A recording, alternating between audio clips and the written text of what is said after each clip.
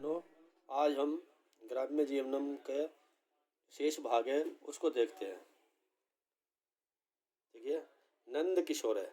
नंद किशोर रमेश है।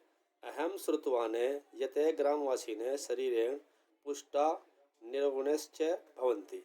नंद किशोर रमेश से कह रहा है कि मैंने सुना है। अहम माने मैंने श्रुतवान मैंने सुना है कि यते मैंने कि ग्रामवासी ने शरीर पुष्ट निरोगश्च भवन्ति।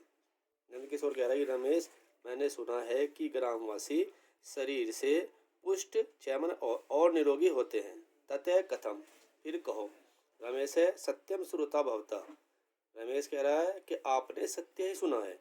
ग्रामीण जना परिश्रमशीला भवन्ति। ग्रामीण लोग परिश्रमशील भवन्ति में होते हैं। ते ग्रीष्म वर्षा शीत आदि ऋतुषु सर्वदा कठिनम परिश्रमम कुर्वन्ति। वे गर्मी में, वर्षा में, शीत आदि ऋतुओं में सर्वदा मन हमेशा कठिन परिश्रम कुर्वन्ति मन करते हैं। ते सब शरीरम पुष्टम बलवंतम च विधातुम पुष्कलमात्रा दुग्धम पिबन्ति घृतम दधि च खादन्ति। वे अपने शरीर को पुष्ट और बलशाली बनाने के लिए पर्याप्त मात्रा में दूध पीते हैं और चमन और घी दही खाते हैं। एतदर्थम ते स्व स्व गृहेषु ग्राम अजाम महिषीम च पालयन्ति। इसीलिए वे अपने अपने घरों में, गांवों में, अजामिस बकरियां, महिषीमिस भैंसे, चैमन और पालते हैं। इसलिए वे अपने अपने घरों में, गांवों में बकरियां और भैंसे पालते हैं। तई भोजनेषु हरितानि शाकानि प्रयुज्यन्ते।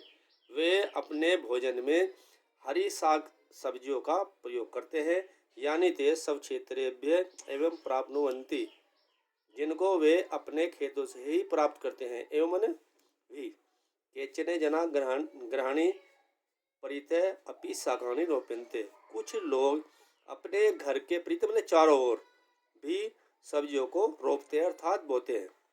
नंद किशोर है भवान सत्यम वदति। नंद किशोर कह रहा कि आप सत्य कहते हैं। मम पितामह वदति समय यते बालानाम शरीरस्य बुद्धिश्च विकासाय गोदुग्धम अमृत तुल्यम भवति। मेरे पिता के पिता अर्थात दादाजी कहते थे कि बालकों के शरीर और बुद्धि के विकास के लिए गाय का दूध अमृत के समान तुल्यमन समान होता है। प्रतिदिनम प्रातरासेन सह रात्रो भोजनान्ते च अस्माभिः गोदुग्धम पातव्यम। प्रतिदिन राशन के साथ जब हम भोजन ग्रहण करते हैं राशन उनके साथ ही हमें गाय का दूध पीना चाहिए। भोजने तक्रस्य अपि सेवनम श्रेयकरम भवति। भोजन के साथ में ही तक्रस्य मन मट्ठा छाछ का प्रयोग जो है सेवन करना बहुत ही लाभकारी होता है, श्रेयकारी होता है। रमेश भवताम सत्यम उक्तम। रमेश कह रहा है कि आपने ठीक ही कहा है। ग्रामेषु एतानि खाद्य पदार्थानि सुलभतया सर्वे लभ्यन्ते। गाँव में इन खाद्य पदार्थों को आसानी से ही प्राप्त किया जाता है। ग्रामस्य वातावरणम प्रदूषण रहितम भवति। गाँव का वातावरण प्रदूषण रहित होता है। सस्या पूर्ण केदारा विविधा वृक्षा निर्मला सरोवरश्च तत्र शोभन्ते। हरे भरे खेत, अनेक प्रकार के वृक्ष और निर्मल सरोवर वहाँ पे शोभायमान होते हैं। ग्रामम सर्वत्र गोचारण भूमि अपि विद्यते। गाँव में सर्वमन चारों ओर गायों को या पशुओं को चारने के लिए भूमि भी होती है, गोचारण भी होता है। तत्र धेनु वर्षभा अजा महिष्य सुकेन तृणानि चरन्ति। जहाँ पर धेनु गायें, बछड़े, बैल, बकरियाँ और भैंसे सुखपूर्वक घास को चरते हैं, तिनको वो चरते हैं। सायंकालात् प्रागे ते स्वीक्यान पशुने स्व स्व गृहेषु आनयन्ति। सायंकाल से पहले ही, प्रागमन पहले ही वे अपने पशुओं को अपने अपने घर ले आते हैं।